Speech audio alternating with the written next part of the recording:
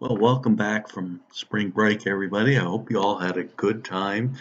And we're into week 3 of spring break, I guess it is, as we deal with this coronavirus.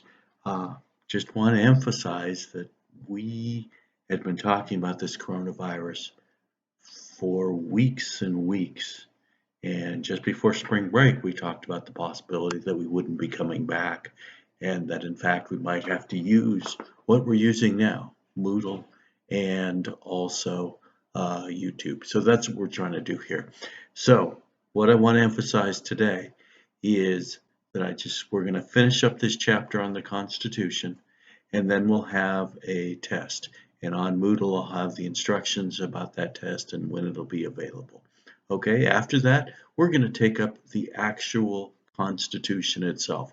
What this last section has been an introduction to the Constitution.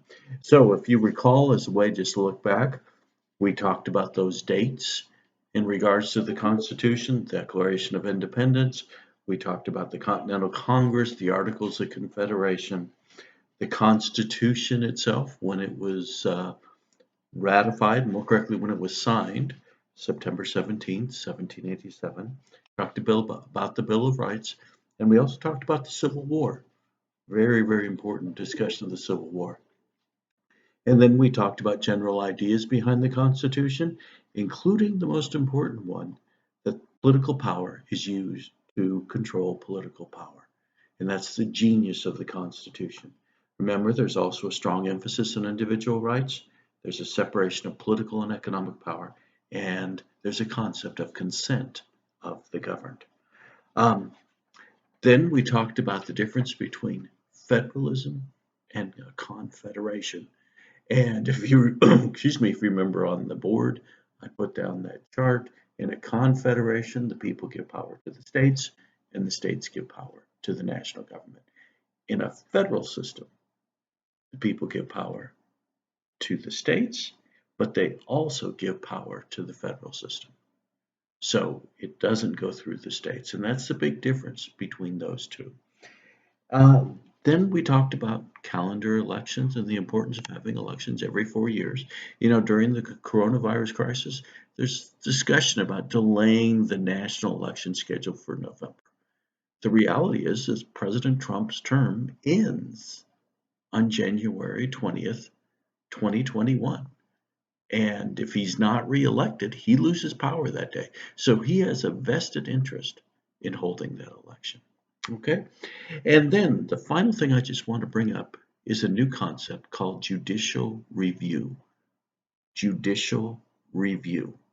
And judicial review is the power of the government to decide whether a law is constitutional or not. And this is the power that the Supreme Court has. They took it upon themselves in 1803 to say, hey, is this law constitutional or is it not constitutional? And that is a power that the national government took on itself. So judicial review, that's the concept, that's the power. Okay, so just something to remember when we think about the powers of the Constitution. The judicial branch has a power too, and it's simply the power to determine whether an act is constitutional or not. And that is what the judicial branch does. All right? That really covers the Constitution. Then, let me just bring up something else. A question. Why do we need states? What is the point of states? Okay? Now, let's talk about this briefly. What do states do? Well, it turns out states experiment. Just look at the coronavirus. Each state is having their own response. New York, Washington are being very aggressive in quarantining people, locking them up. Texas is doing things its own way. It's going slower than the other states. And Texas is one of the later states to impose the limit of only 10 people gathering for social gatherings, okay? The national government recommended it weeks ago, and Texas is simply late in doing it. But Texas has that right because it was trying other things. The governor of Texas was saying, hey, let's just do this at our own pace and our own time. Okay, under the federalist system, states can do what they want. They can experiment if they want to. They can try to do things. Texas has been one of the leaders in the experimenting of the death penalty. What happens when you kill people who kill people? You know, is that a good thing or is that not a good thing? Okay, does it deter crime or does it not? Okay, so what do states do? They experiment. States also encourage efficiency.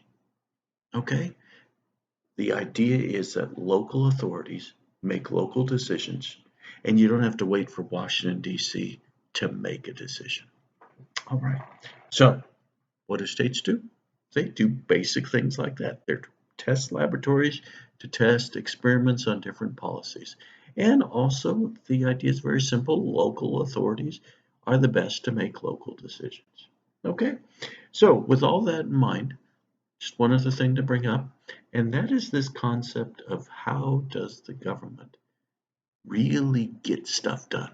Okay, you have this federalist system. How does the government get it done? Well, two ways. One is through mandates. Well, I'm sorry, more correctly, grants. Okay? Federal government gives money to the states, and with that money from the states, then the states take action. So, two things to know about grants. Are you getting all this down? Two things to know about grants. One is there's a categorical grant, and a categorical grant is simply the government saying, here's money, and you can have it if you do exactly what we tell you to do. Okay? Categorical grant. Government gives money, but there's strings attached. The opposite of the categorical grant is called a block grant. And in a block grant, the government gives you money, and it doesn't tell you what to do with the money. So it basically just says, hey, here's money. Fight crime. And you go, cool. I can fight crime best by buying a big Jaguar and driving around in my Jag looking for criminals. And the federal government will, yeah, if you want to do that, that's okay. Okay, so two ways the federal government gives money. One is through categorical grants, and that's the most common way, where there's strings attached, and you have to do exactly what the federal government tells you to do. The other way is through block grants, where the government just gives you the money and go have a good time. All right. By the way, another word to know, mandate. That's where the government tells you to do something. So the federal government tells the states, you've got to educate the state. You've got to educate people. That's a mandate. You have to do it. Okay. Now, sometimes they give you money. That's a funded mandate. Sometimes they don't give you money. That's an unfunded mandate. All right.